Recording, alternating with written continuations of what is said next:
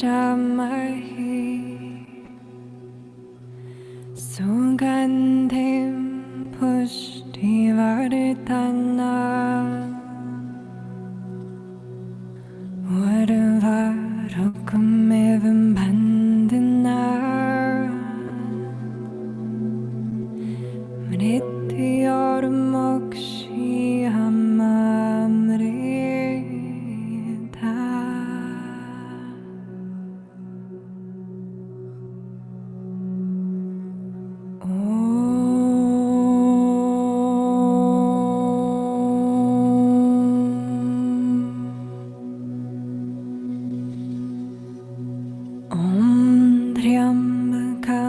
Yajamahe sugandhin pushtivardhanam urvarukamevam bandhanam mrityormokshiyamamrita.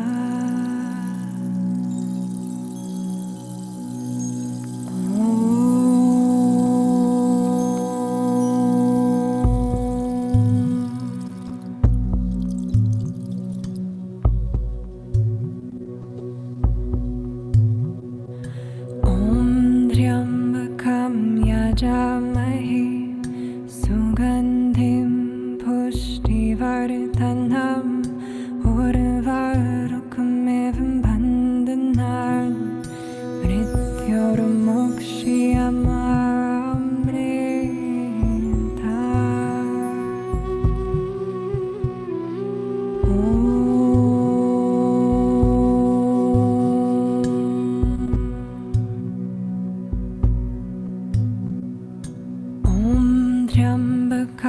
Yajamahe sugandhim pushtivardhanam urvarukamevam bandhanam mrityormokshiyamamrita.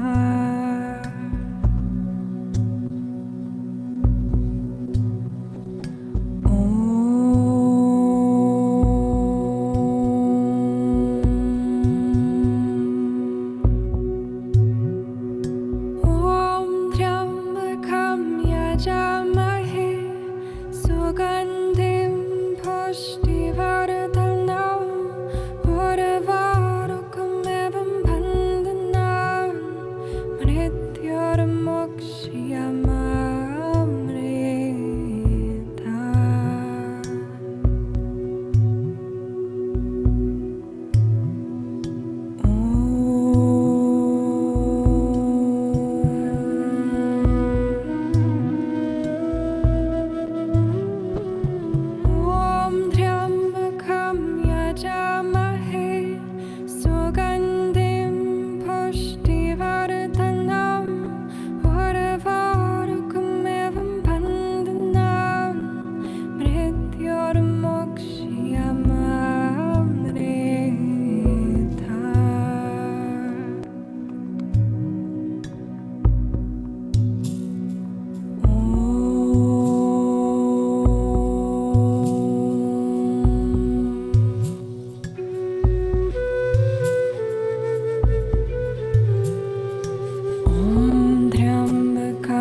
Yajamahe sugandhim pushtivardhanam urvarukamevam bandhanam mrityormokshiyamamrita.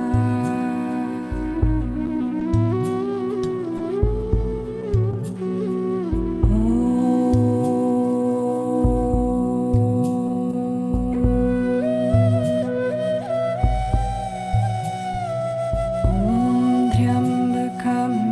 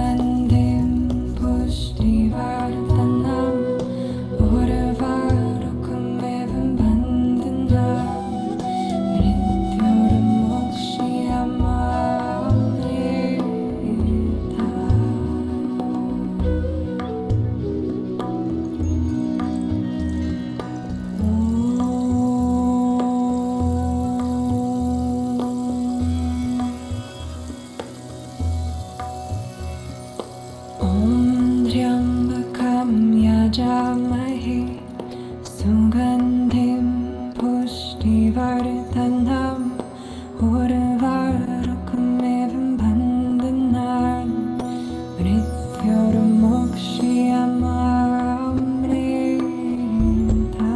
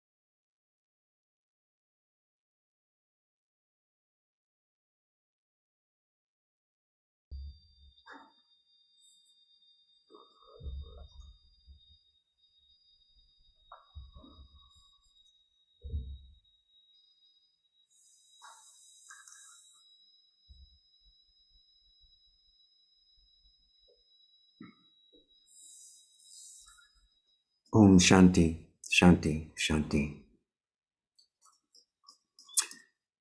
Welcome to Satsang, everyone. Happy to see you all. Hope you're all well and happy.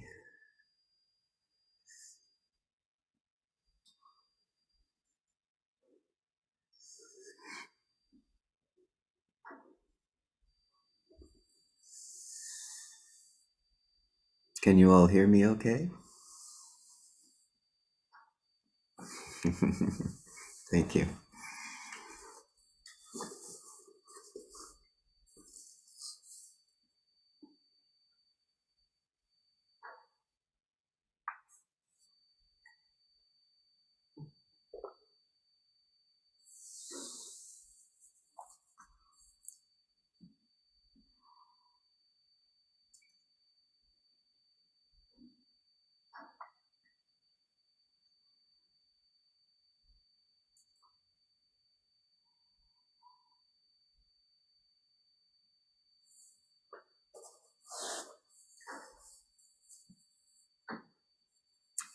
So, who would like to start today?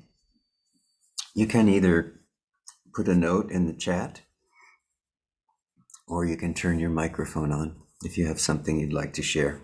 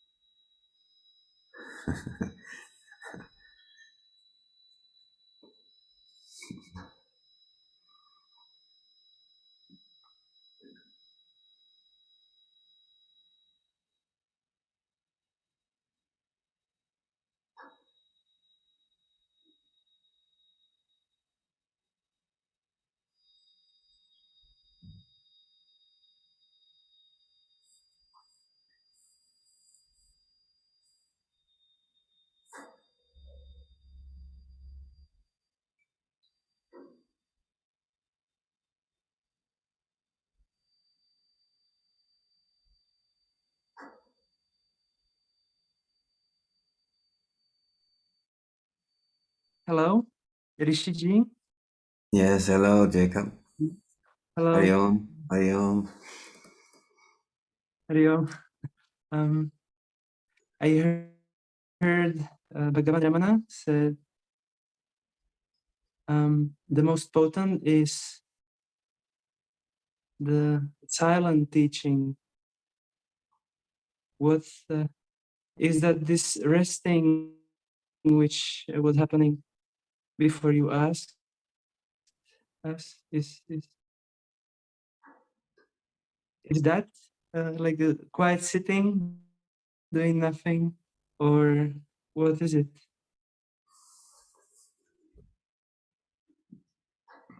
So, this quiet sitting is one aspect, or you can say one manifestation of this silence.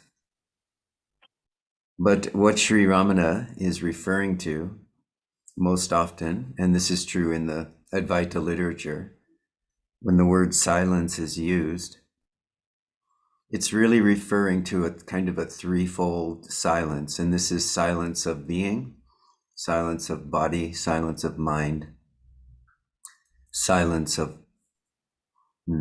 that is the underpinning or the foundation of all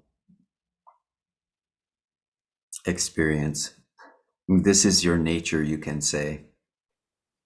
So this is actually referring not to just silence of speech, silence of thought, and silence of activity. It's referring to the deeper acknowledgement or recognition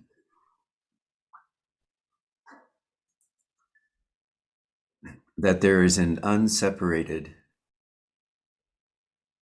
wholeness or oneness that's often referred to as silence. And out of this silence comes all that is. Everything that we perceive with the senses, every thought that comes through the mind, every experience that is in life rises in some way out of this silence. So this is the deep silence that's being referred to by Bhagavan's teaching. Mm. Of course, the reason that we sit in silence is not because we're avoiding something, but rather because we're trying or we are waiting. The words, we lose words when we start to go deeper and deeper into this silence. So the truth is that any words that we use to try to describe this silence are actually moving us away from that silence, right? The silence is broken as soon as there are words, as soon as there is concept in the mind. Then one can say this silence is broken. The silence is always there, but the words are moving us slowly or quickly away from that silence. But the reason we sit in this state of quiet reflection, you can say, is because given time, the mind will run out of things to say. It will begin to slow down. And as long as we remain in this restful position, as long as we remain aware in this moment, the mind will slowly begin to slow down, lose interest in all sorts of objects that it ordinarily loves to follow, loves to look into, wants to know about, and it will fall into a natural knowing, which is silent. So this is the reason that dhyana or meditation is recommended in all of the traditions, is to give the opportunity for us to see the natural silence, the sahaja, which is there and is always there, beneath or below or beyond this noisy quality of the mind. So this is why we meditate, to become familiar with the way in which the mind slows down and eventually stops.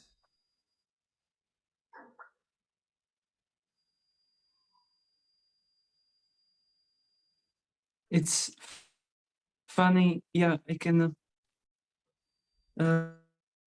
Sometimes it comes on its own, this silence, and other times this mind sneaks in and does things.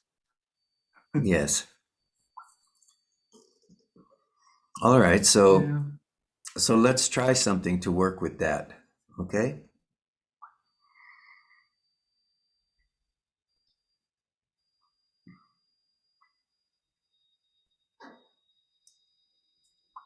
There is a natural tendency in the mind, and especially in the conditioned mind, for any time any kind of an object comes up into the mind, a thought, an emotion, even a sensation in the body, as soon as that awareness is there,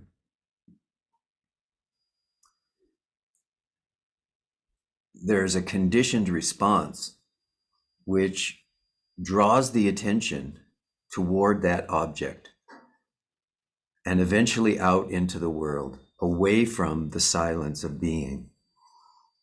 This is not a problem, but the question does arise, how can I work with this? Because the object of sadhana or the object of meditation is to turn back in toward the source. Isn't that true? Yeah. But as you describe, sometimes the mind just, out of its conditioning, just pulls us away from that source. So here's a way to work with that. As you sit here now, rather than having your attention on the screen for a moment, let your attention come to a breath which is filling the body and comes deep in the belly. Inhale and then exhale.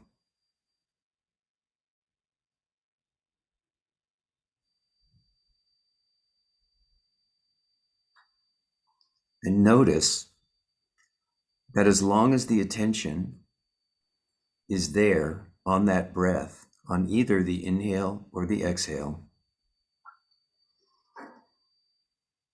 that the thoughts remain aside.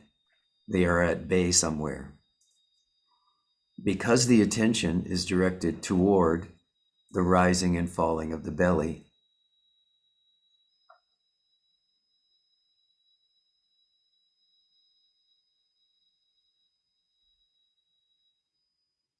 this same thing can be done with hearing. So you are hearing my voice now. Notice that when my voice is there, attention naturally goes to listening.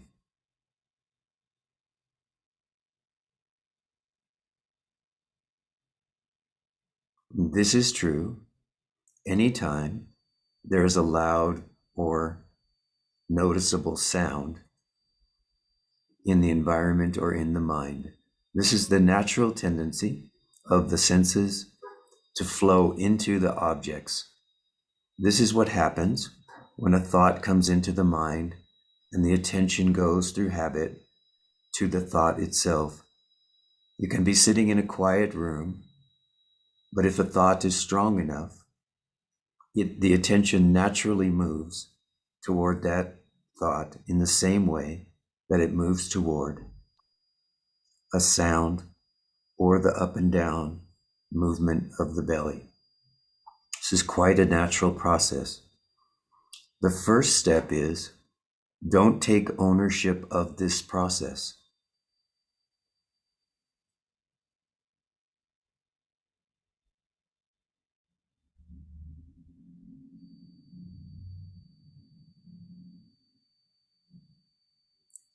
Now bring attention back to the belly.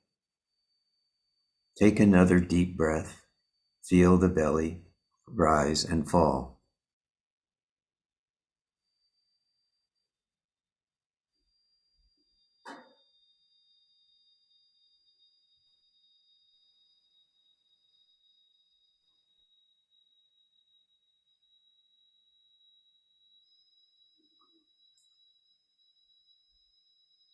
So this is awareness with an object.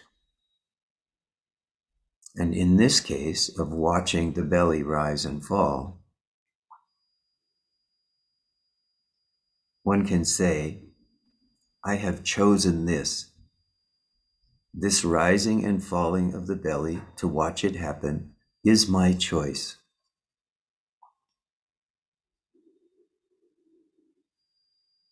And this can be true of all of the senses, sight, sound, touch, smell. One can choose to put attention there. And for the period of time that attention is there, all other thoughts, all other experiences will remain outside of that attention. This is just the nature of how mind works.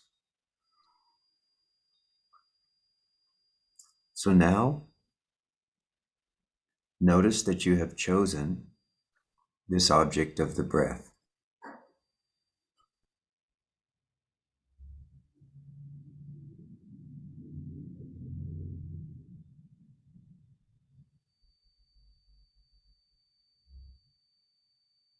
When you say that sometimes, though, the mind just draws you away into some thought pattern, into some concern you have, what you're really saying is the attention on that object has wavered. It has begun to lose interest.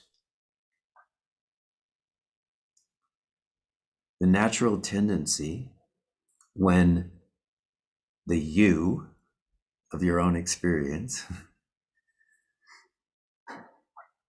loses interest in the object is that it then becomes available to all other objects. So when something stronger than your interest in that breath rises, the attention just scoots away and goes toward that new object, because mind loves this kind of variety, doesn't it? And it will always choose some sort of object over silence, as long as mind is in the conditioned state. But now I want you to do something. I want you to notice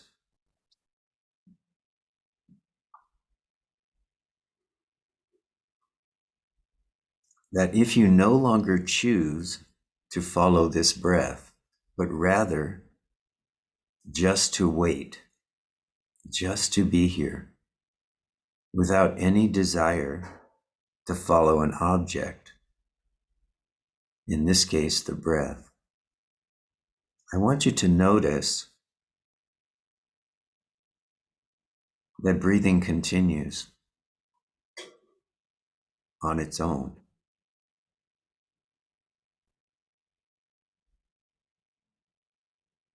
What notices that? Something realizes I don't need to direct the breath. Something is aware.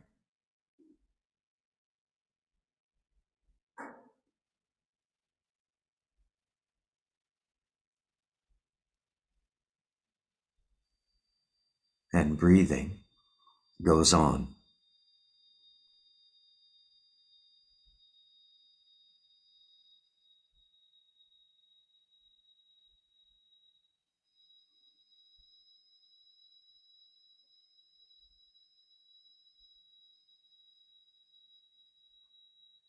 This is also true of all other objects and all other sense experiences. In other words, hearing can go on without a hearer. Seeing can go on without a seer. Thinking can go on without a thinker.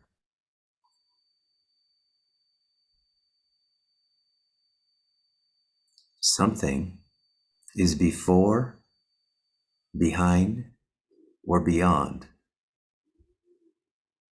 all of these activities in the mind and body. What is that?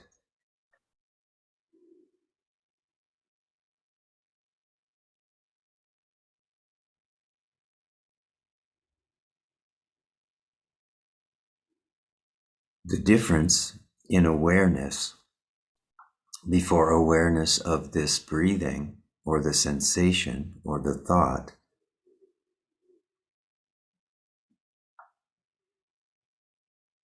and being in pristine awareness itself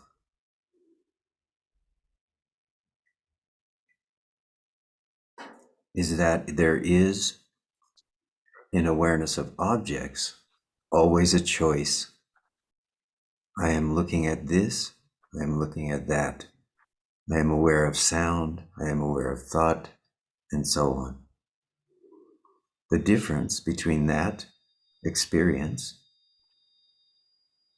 and pristine awareness is choicelessness.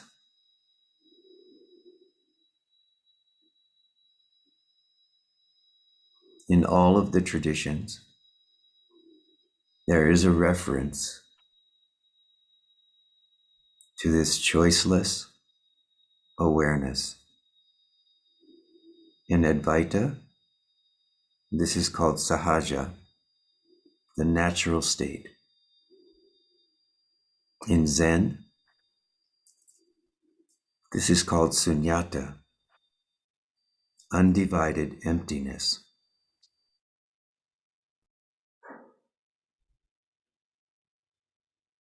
Each of the traditions talk about the significance of choiceless awareness, meaning awareness without objects. In Tamil language, this is called sobar. The Siddhas refer to this choiceless awareness as sleeping while awake. This is the term that Sri Bhagavan uses, sleeping while awake.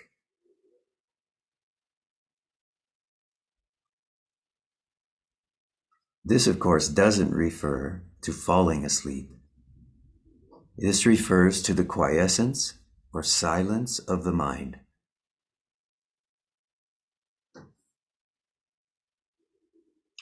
When attention is withdrawn from the objects in the mind, in the body, in the emotions, and placed into choiceless witnessing of all phenomenon without attachment to the phenomenon, without interest, one can say, to the phenomenon, without any interest in what is here,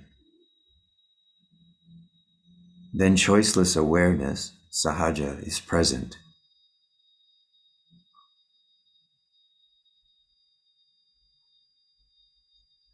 So understand that if you are being drawn into objects, either through habit or choice,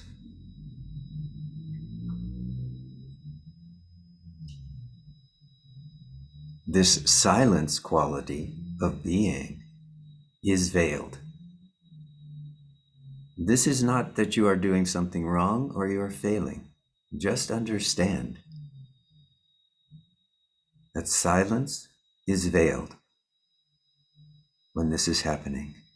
Knowing this, you can free yourself from it. Come back to this experience, the experience of choiceless awareness. Be here as that which is aware, not as me, which is aware. This is the difference.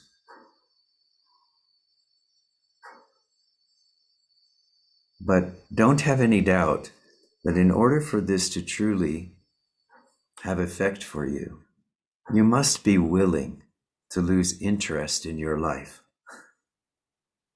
This is not easy for many people. No, not even, yeah, not for me either. Yes.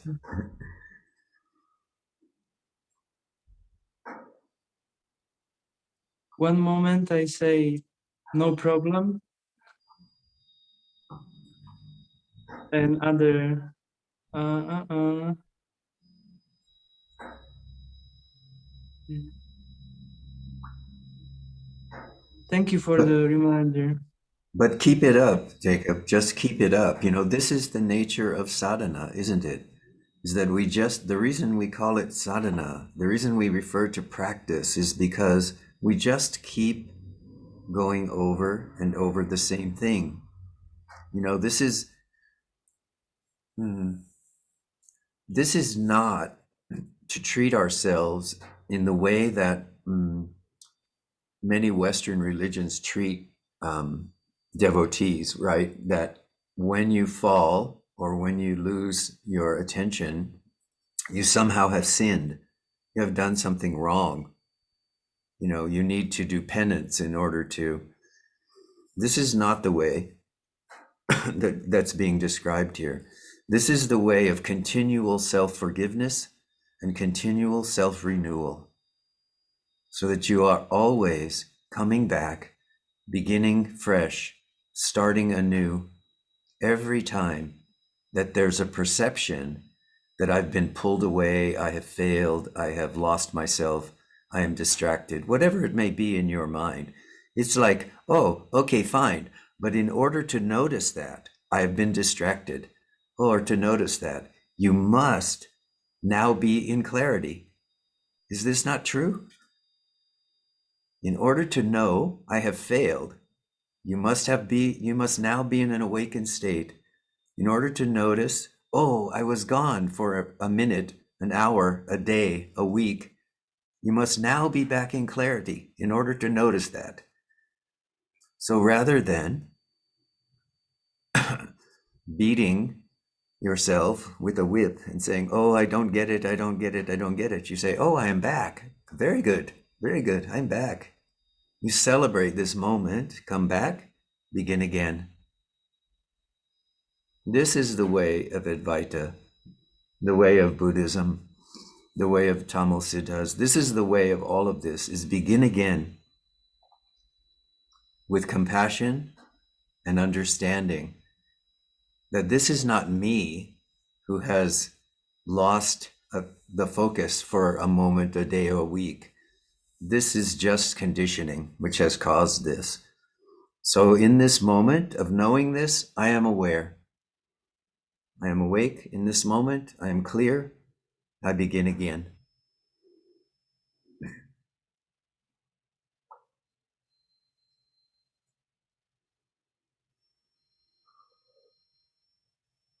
You see, no matter how many times you think you have failed, that which knows or believes or misunderstands that it has failed is awake. That is the knowing quality of that. So then, if you know this, you can even use what appears to be your failure as an object to bring you back toward the source. Knowing my attention has slipped away into distraction becomes like a bell of mindfulness in a temple. You ring this, as soon as there's a recognition, oh, I have slipped away, the bell has rung. Now you are back.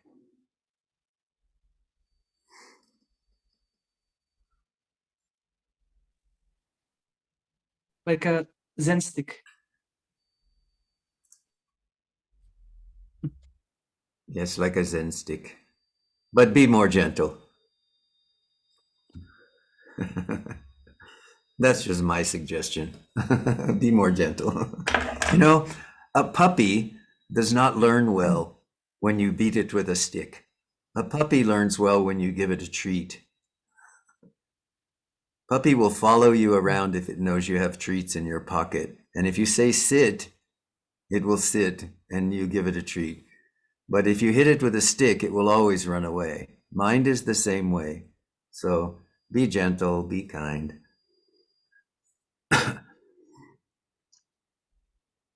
So this question comes from JB.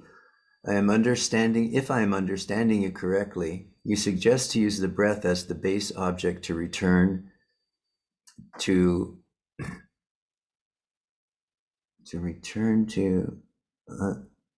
unattach, to detach from the fascination with our identity and return to a low stimuli place to notice that which is aware. Is this what you're recommending? So on some level, you can say that's what I'm speaking about, but it's not necessarily what I'm recommending. This was just one way to try to show you in this moment the difference between awareness of an object and choiceless awareness. So in order to demonstrate that, I gave you an object and I used the breath. This is just coming out of my many years of practice in the Buddhist tradition. This is an easy place. Everyone can feel their own breath going in and out. So this is just the experience of that. But the important thing I wanted to try to show you was that That is what happens if you choose an object. If you choose an object, it makes no difference whether the object is the name of God, the object is something that's in your environment right at that moment in terms of sight or sound or whatever. If you choose an object, what that does is it blocks out all other potential objects at that moment. So when, as Jacob was describing, the mind has grabbed you unintentionally and pulled you away, the way to redeem that, if you will, is to pull that attention back. The way to do that is to anchor that attention on something else so that that distractive mind is eliminated at that moment. So you can do this with the breath, you can do it with touch, you can do it with smell, you can do it with another thought in the mind. The foundation of bhakti or devotion is to chant the name of God. So this is also another one. Anytime that you chant the name of God, you say a mantra with full feeling and heart, all of these objects serve to block out those distractive qualities of conditioning and turn the attention back toward the center of being. The breath is that way. In the practice of Advaita, in the practice of inquiry, the primary object at every moment is, who am I? Or what is aware here? But some people have a challenge with that because they cannot really get through that mental quality of a question like, who am I? Or what is aware? And at different times, this will happen for many of you. You'll get drawn into an object so strongly through some conditioning that you can't simply remove that object with the question, who or what am I at that moment? So at that time, it can become useful to center somewhere in the physical body, on some object in the physical body, but always understand that that's a momentary narrowing of focus.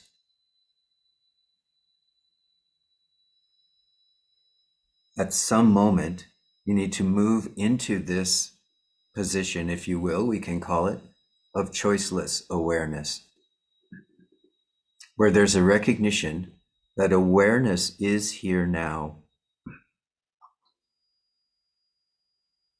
This awareness does not need a me,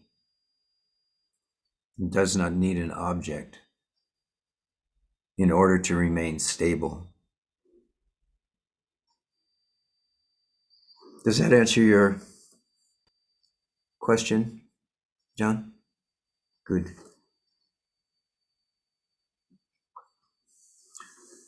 So understand, you've heard me, many of you say this before, that when you are in the circumstance that Jacob's describing, where the attention just simply gets pulled away very quickly, and before you realize it, you're already in some other space. You're no longer in choiceless awareness. You're no longer in pristine awareness. You're no longer just here with what is now.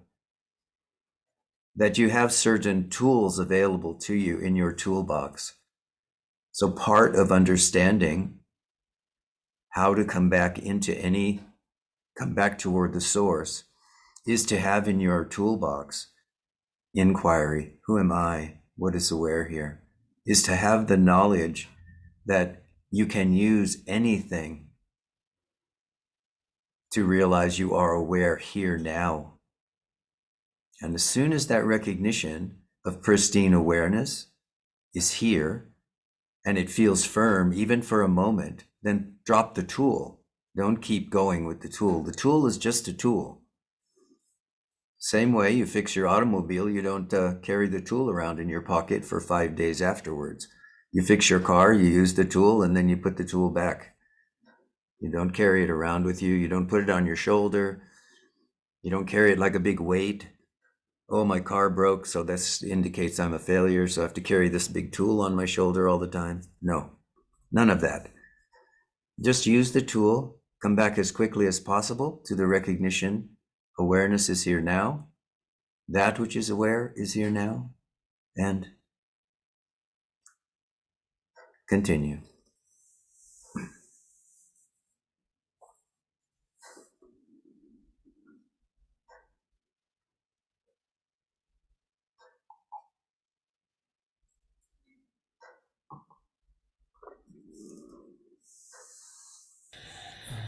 Rishiji, can I ask you something about this? Yes, I'm getting a lot of background noise, so if you can if you can come closer to the microphone.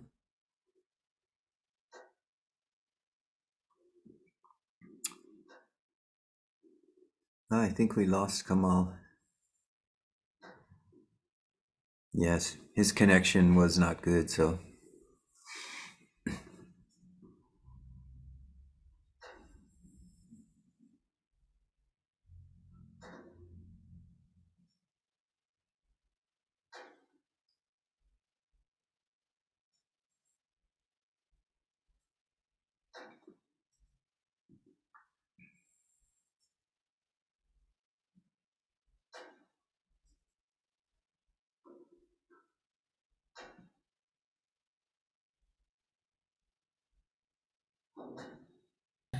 Can I ask you, Rishiji? Yes, you are back. We were Yes. waiting for you. Yes, come back. Thank you so much. I wanted to actually ask you the same thing that sometimes what happens with me is that if my attention is distracted or I am distracted towards something, but there is no, in a way, like in that moment of so-called distraction, it feels as if I'm still conscious, I'm so aware, and then when that like it's like a pull out of habit actually, it's happening, but I feel I'm so much aware, I'm just doing out of habit, and then the moment that drops away, I'm just aware, like it doesn't really need in a way to strongly do anything about it. Just out of habit I do, it goes on for a while and then it just drops away, and I'm just watching it. So just wanted to. Yes, this is very good. So understand that what Kamal is describing is this recognition that that which is aware is here always. And in that field of awareness, things can come and go. Some can look like old habits, can look like conditioning, but the awareness itself is recognized to be unmoved by that flow of thought through the mind, through the field of awareness. So this is very good. This comes about when you have done sadhana sufficiently, or one can say that the recognition of oneness or wholeness or completion is beginning to fill your experience all the time. When oneness is there, then there cannot be two. There cannot be a subject and an object. There can still be objects which flow through awareness, but the subject, which is awareness, is still and always the strongest. This is having come to the place where one sees clearly that two cannot equal one, and one cannot be divided into two except by the mind. That the underlying awareness itself is not divided by what goes on in the mind. It's not divided by what the experience is in the world. None of this disturbs, to a very deep degree, the oneness itself, or the sense of unity, or the self.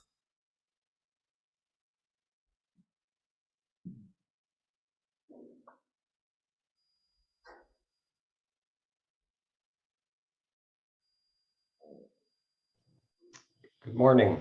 How's it going? Hello, Justin. Nice to see you. The last time I spoke with you, asked about deepening the experience and like how to deepen experience. And you gave me the instruction of the doing the inquiry. And so what I've noticed in doing that is whether I'm just resting in silence um, or doing inquiry, either way, it brings attention back to the same space or whatever you want to call it. Yes. Yeah, so when I do inquiry, it just brings me back to resting in stillness, resting in silence. Yes. And it was kind of like, oh, well, I was already there. So is there any need to even do the inquiry if you're already resting in stillness or silence? Um, Yeah, so that's, I guess I wanted to put that out there. And I actually did have a question, but I don't know if you wanted to say something about that first. Well, first, let me say, yes, you're absolutely right. Let your experience guide you, because the fact of the matter is that the inquiry is just another tool. It's a tool for a much more subtle state than, say, being distracted in the mind and needing to come back to the physical body first, right? That's a more gross tool, we can say, than the recognition that asking the mental question or even the silent question, who am I, or what is aware here, that's a very subtle tool. But as you just explained, once you slip into this choiceless awareness, which is just still and pristine, now nothing is needed. So stop, just wait there. Be that. Yes, that's Got it. correct. So my follow-up question is, how do we know that we're not making, or how do I know that I'm not making silence or stillness or peace or any of that an object?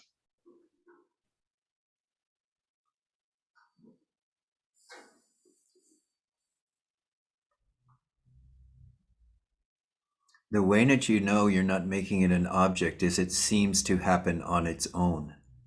Hmm. And there's a sense of relaxation without striving. If you are there saying, I want peace, then you're turning peace into an object. Because the truth of that situation for you could be, I am peace. Peace is my nature. There's no striving in that. There's only recognition in that. So this is the difference.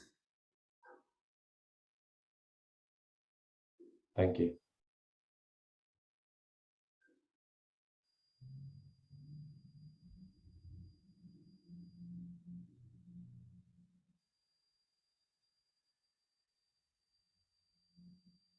You see,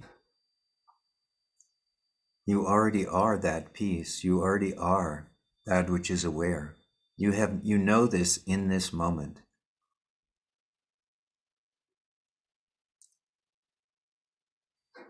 In many ways, I can say, let yourself be that. Stop striving for it. Stop seeking it. Come to a full stop in this moment. Who you are is already here. Not the who of your personality, the who of your deep nature. Before the thought, I am. Who are you? Before I am. Bring yourself to a full stop by letting go, not by effort.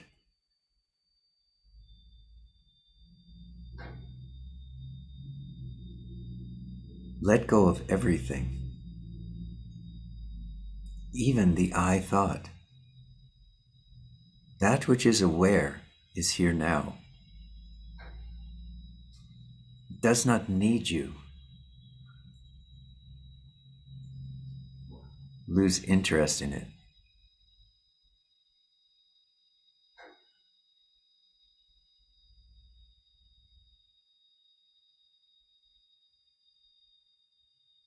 Lose interest in your life,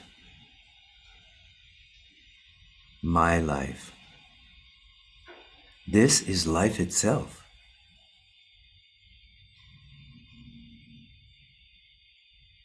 This is before I am.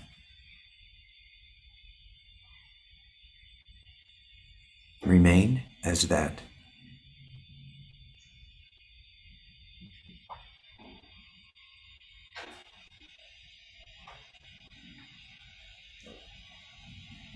Let everything else just dance on the screen of this awareness.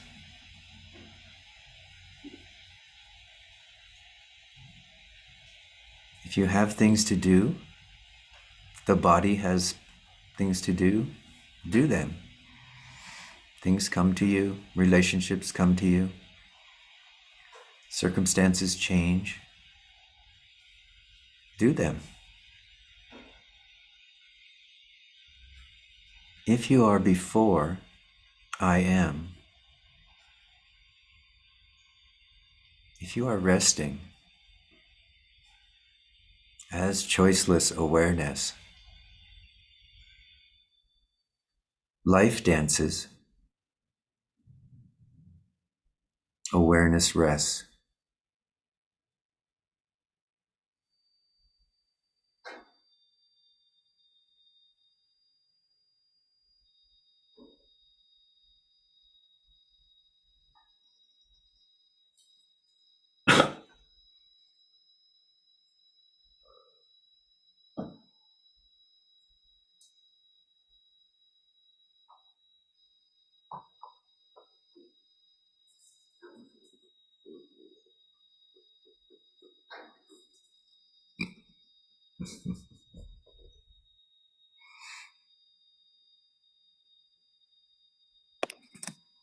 Rishi? Hello, James. Hello. Hari Om. Howdy, gosh, I kind of almost feel it's vulgar to speak after what you just said because it was so profound and beautiful. Moving on. I just wanted to say, recently I listened to a webinar with Shanti where he was suggesting playing with self-inquiry by turning it around. So instead of saying, who am I or what am I, just say, I am what or I am who. Yes. And neither of those particularly caught with me, but it did trigger something in me, and this other inquiry popped into me, whatever, which was, what am I not? And it just sort of occurs at random. And I find it particularly useful when I'm just engaged with the world. And it seems to help to sort of dissolve the apparent separation between Yes. the perceiving and what is perceived. Yes. And, you know, you Very were good. describing earlier about, you know, turning attention back. There's, at least for me, there's always, not always, but there's often a subtle tension in that, where you're kind of peeling something away. And I think that may be a necessary part of the process, but this inquiry I'm describing, or the effect it's had with me, I should say more accurately, it kind of takes whatever subtle tension there is in that away. It just sort of evens everything out. Beautiful. So I just wanted to share that. Yes. Lovely. Thank you. And I so appreciate this teaching this morning. It's just wonderful, nourishing, delicious. Very good. Very good.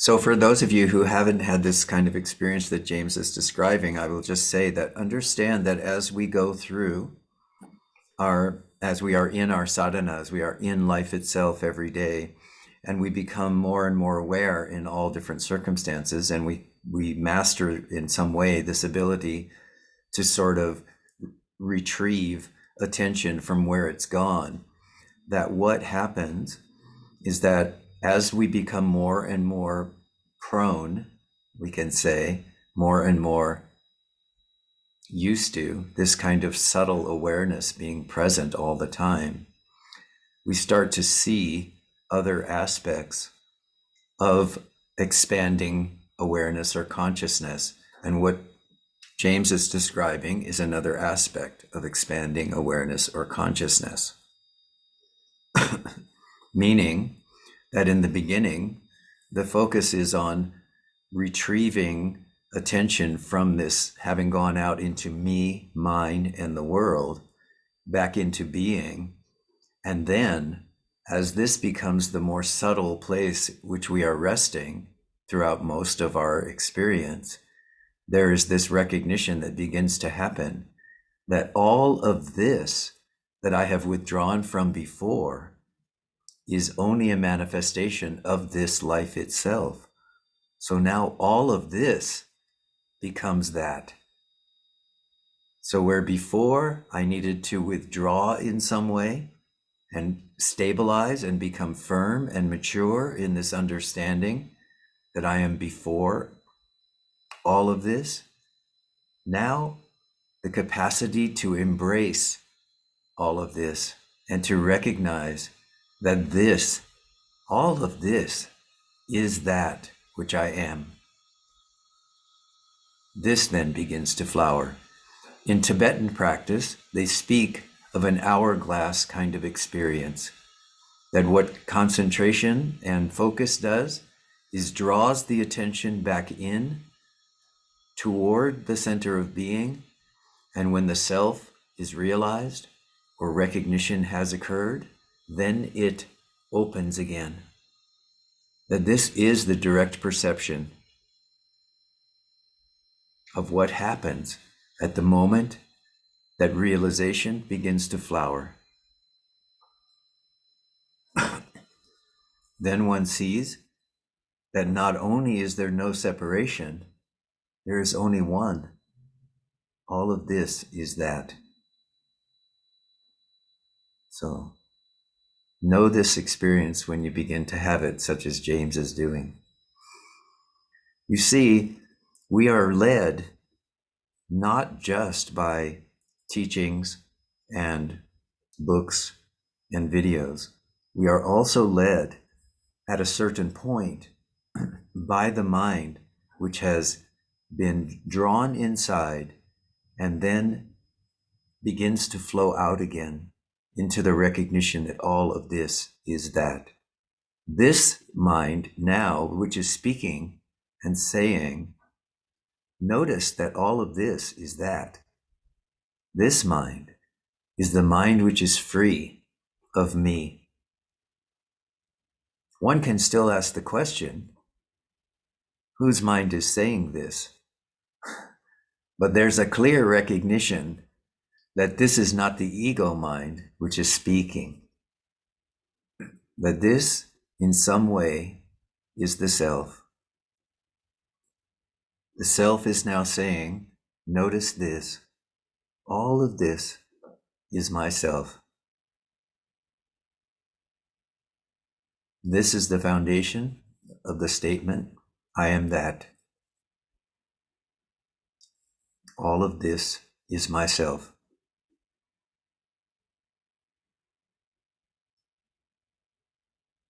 Within each and every one of you is the capacity to know the truth.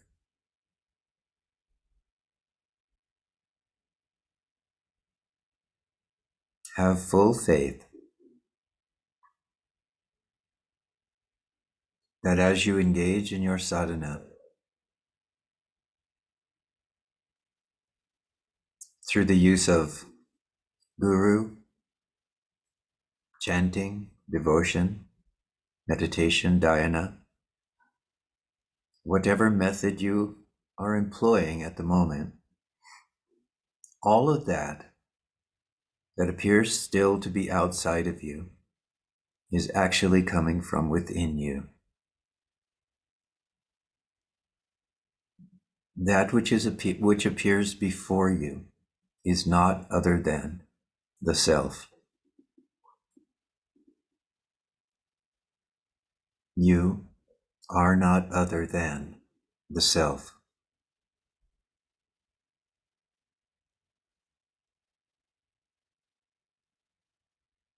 Trust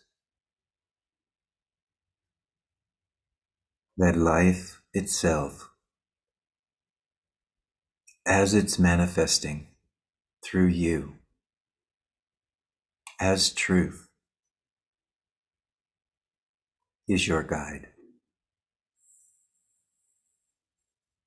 Go ahead fearlessly.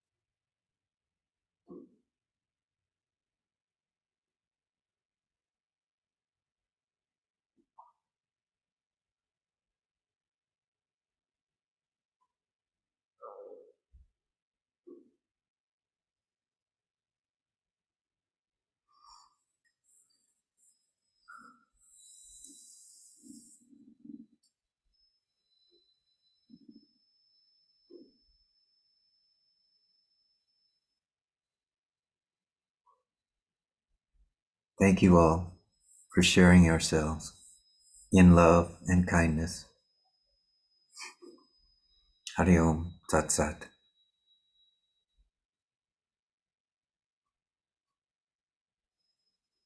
Namaste.